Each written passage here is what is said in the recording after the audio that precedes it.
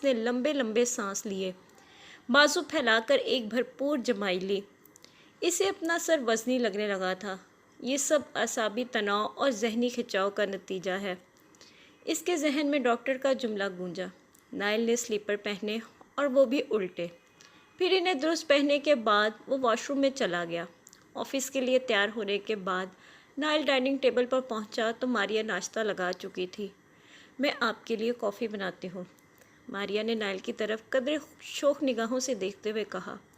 Hello محب، تمہارا result آ گیا؟ نائل نے محب کی طرف متوجہ ہوتے ہوئے کہا۔ محب نے بے چینی سے پہلو بدلا۔ ماریا نائل کی خالی پیالی میں کافی انڈیل رہی تھی۔ اس کا ہاتھ کانپنے لگا۔ اس نے کہا، محب کی پروگریس رپورٹ اچھی نہیں تھی۔ میں نے رپورٹ پر خود سائن کر دیے۔ آئندہ محنت کرے گا تو اچھے نمبروں میں پاس ہوگا۔ نائل نے غضبناک نظروں سے ماریا کو دیکھا۔ یہ تمہاری